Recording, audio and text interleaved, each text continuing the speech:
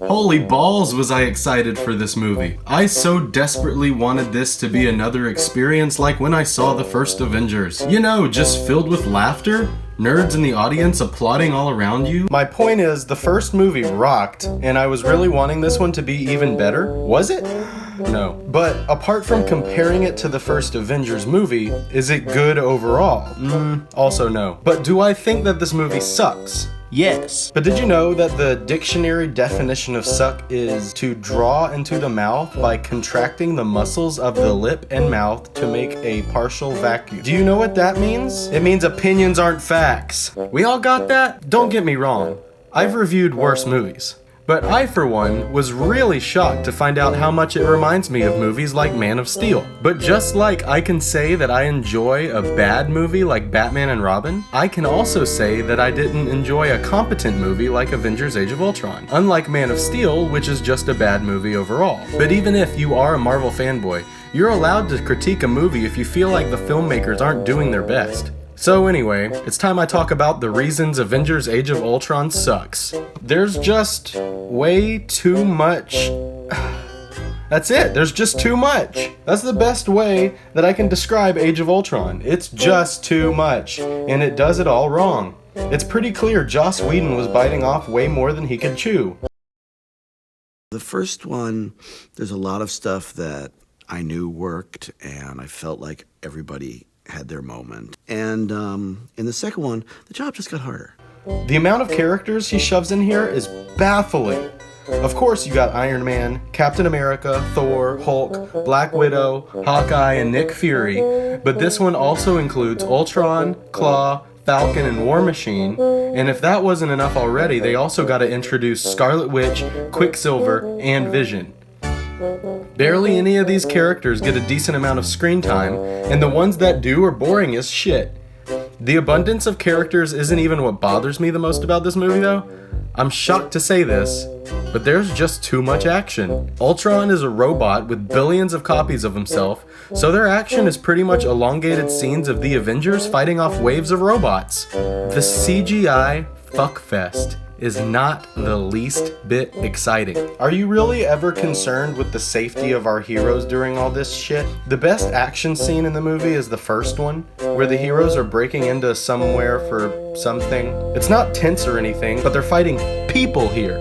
So it's pretty badass to see my main heroes straight up murdering for like 5 minutes or so. After that, they tone it down for the kids, and they throw in lots and lots of robot CGI fun-filled robotic explosion action. I was once told if Magneto were here, the movie would be over in 20 minutes, and I've just never been able to unsee that. Let me ask you a question, and this only applies to people that like chocolate, by the way, but which of these two items would you rather eat in one sitting? A tube of one of those little mini M&Ms? Or one of those giant fucking 2-pound candy bars? Yeah, in retrospect, it sounds pretty cool, but those cocksuckers are not easy to eat. And that is what Avengers Age of Ultron is. It's a giant fucking candy bar being devoured all at once, as opposed to a movie like Ant-Man, which is a tube of M&M's minis.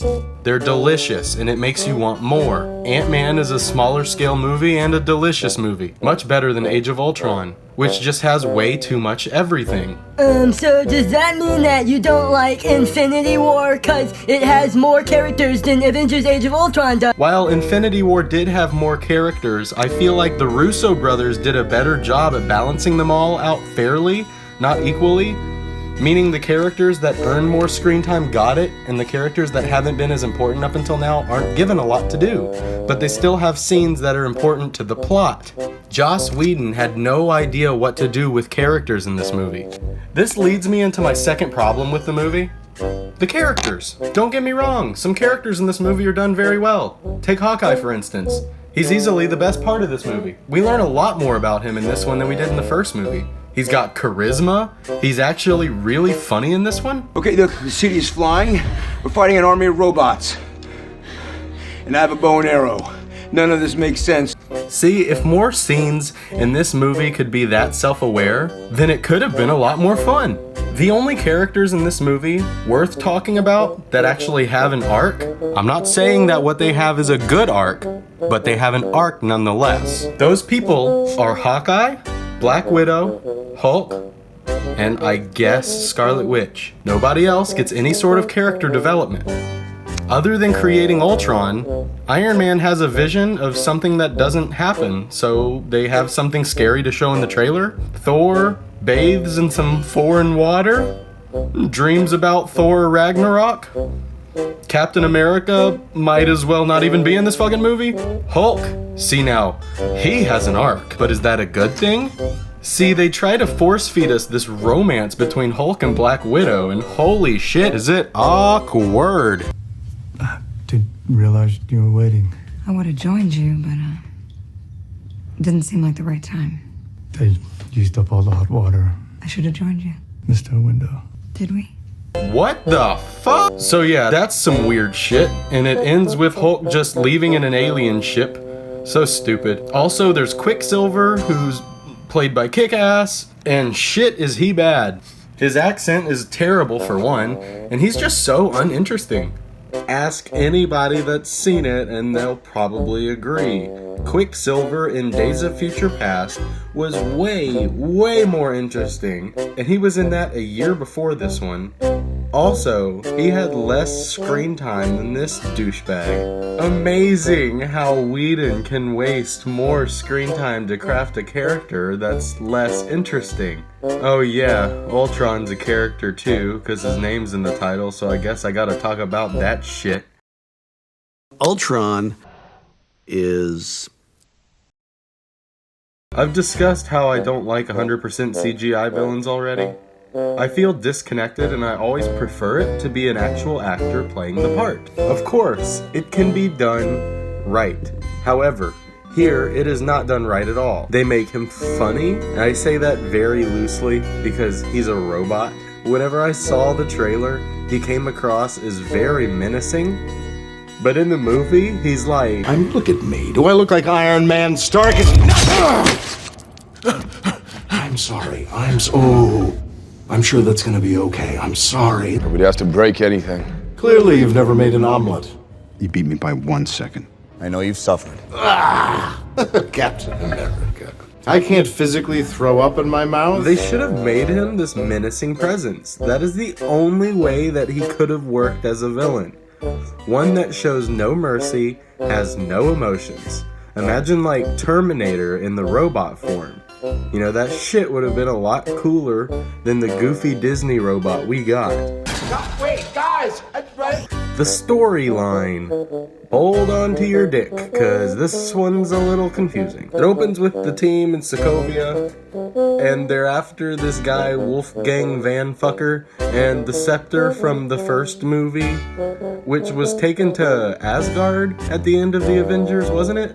Or am I crazy? Like, how the fuck did it get here? So then Tony uses the scepter to create basically a shield of armor around the world, but accidentally ends up creating a robotic monster that believes it must eliminate all humans in order to save the planet. So Ultron, he steals the scepter, builds an army of robots, and teams up with the Maximoffs to buy some Wakandan vibranium from Claw, played by Andy Serkis. During this transaction, the Avengers come in to save the day, but they lose because Scarlet Witch gives them some bad trips.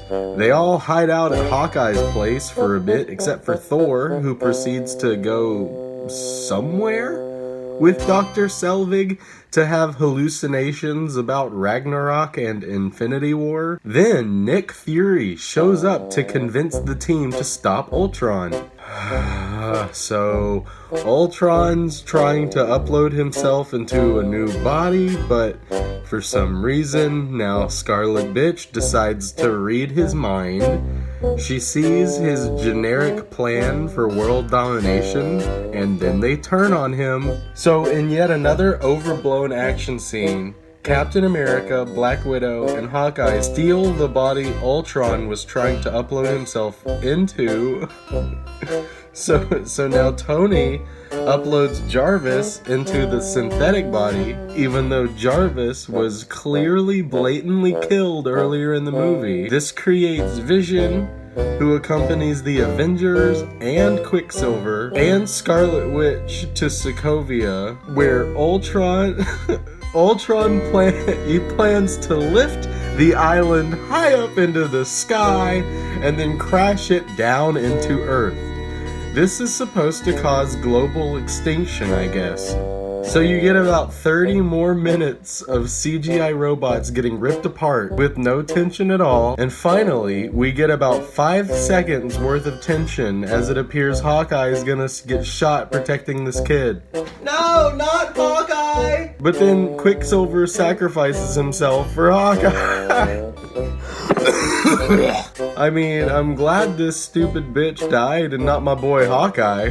But what motivation did Quicksilver have to give his own life to save Hawkeye's? Wouldn't he want to stay alive to keep his sister safe? She's the only character he's shown any kind of love for this whole movie. He should have been saving her in this scene, not Hawkeye. So then, Angry Sister destroys main Ultron's heart, allowing Vision to kill the last Ultron. And the movie ends with Tony retiring like he did in Iron Man 3, but this movie completely ignores. And then Thor goes off to Asgard, and in the post-credit scene it shows Thanos saying he'll do it himself. I'll do it myself. You'll do what yourself, Thanos? You didn't send Ultron, he was created by Iron Man. Get out of here, you big purple dummy. You had nothing to do with this movie. Positives? Yeah, I mean, there's stuff I like about it. This isn't a Batman vs. Superman or a Suicide Squad level bad movie. My favorite scenes are the ones that had nothing to do with the plot, where they're just interacting. Like when they're all trying to lift Thor's hammer. If the movie spent less screen time trying to elaborate all these complicated storylines and then having to explain it to the audience, we could have had more fun scenes like this where the likable characters we're familiar with play off each other. So in the end, most things about this movie just left me disappointed. Even the title, Age of Ultron, this movie didn't even mention how old he was. It does have some really good moments, and I like most of the characters, even though a lot of them did nothing for the plot. I'd rank it right here with the rest of Phase 2. Sad, isn't it? It just feels like wasted potential. I'd give it a C, I guess. Watch it once so you know what happens, and then put it away and never watch it again.